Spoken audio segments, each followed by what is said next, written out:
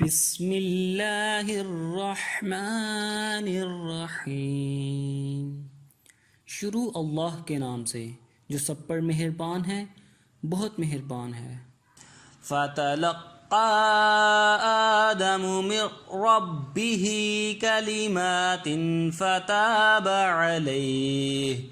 إِنَّهُ هُوَ التَّوَّابُ الرَّحِيمُ۔ پھر آدم نے اپنے پروردگار سے توبہ کے کچھ الفاظ سیکھ لیے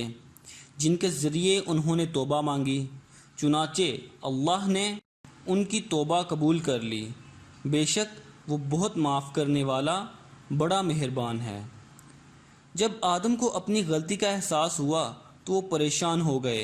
لیکن سمجھ میں نہیں آ رہا تھا کہ اللہ تعالیٰ سے کن الفاظ میں معافی مانگے، اس لیے زبان سے کچھ نکل نہیں رہا تھا۔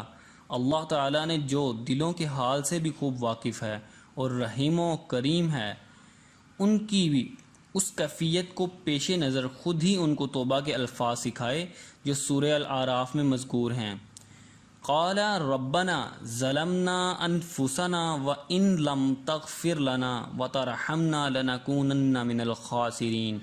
اے ہمارے پروردگار، ہم اپنی جانوں پر ظلم کر گزرے ہیں، اور اگر آپ نے ہمیں معاف نہ فرمایا اور ہم پر رحم نہ کیا تو ہم برباد ہو جائیں گے۔ اس طرح اللہ تعالیٰ نے زمین پر بھیجنے سے پہلے انسان کو یہ تعلیم دے دی کہ جب کبھی نفسانی خواہشات یا شیطان کے بہکاوے میں آ کر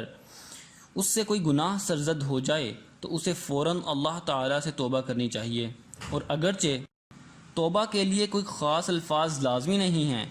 بلکہ ہر وہ جملہ جس میں اپنے کیے پر ندامت اور آئندہ گناہ نہ کرنے کا ارادہ شامل ہو، اس کے ذریعے توبہ ممکن ہے۔ لیکن چونکہ یہ الفاظ خود اللہ تعالیٰ کے سکھائے ہوئے ہیں، اس لیے ان الفاظ میں توبہ کرنے سے قبولیت کی زیادہ امید ہے۔ یہاں یہ بات بھی سمجھنے کی ہے کہ جیسا کہ پیچھے آیت 30 سے واضح ہوتا ہے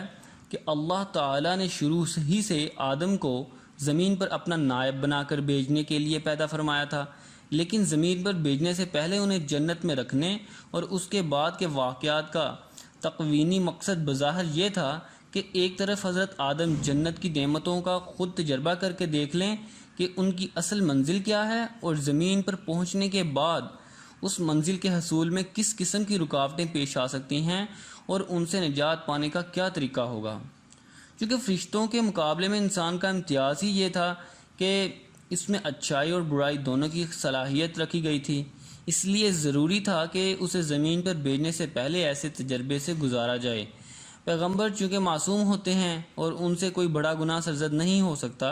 اس لیے حضرت آدم کی یہ غلطی در حقیقت اجتہادی غلطی تھی، یعنی سوچ کی یہ غلطی کہ اللہ تعالیٰ کے حکم کو شیطان کے بہکانے سے ایک خاص وقت تک محدود سمجھ لیا،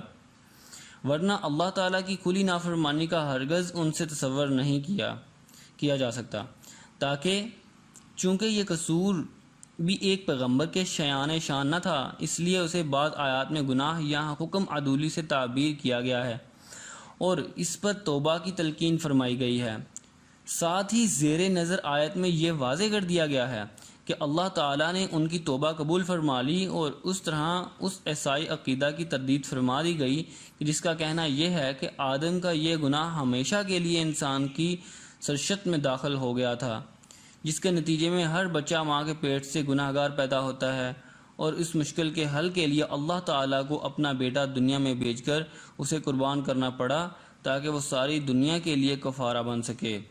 قرآن کریم نے دو ٹوک الفاظ میں اعلان فرما دیا ہے کہ اللہ تعالیٰ نے ان کی توبہ قبول فرما لی تھی، اس لیے نہ وہ گناہ باقی رہا تھا اور نہ اس کے اولاد آدم کی طرف منتقل ہونے کا سوال ہے،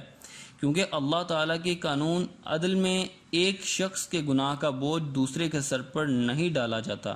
اهْبِطُوا مِنْهَا جَمِيعًا فَإِمَّا يَأْتِيَنَّكُم مِّنِّي هُدًى فَمَن تَبِعَ هُدَايَ فَلَا خَوْفٌ عَلَيْهِمْ وَلَا هُمْ يَحْزَنُونَ۔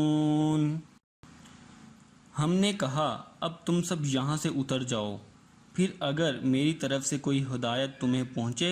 تو جو لوگ میری ہدایت کی پیروی کریں گے ان کو نہ کوئی خوف ہوگا اور نہ وہ کسی غم میں مبتلا ہوں گے۔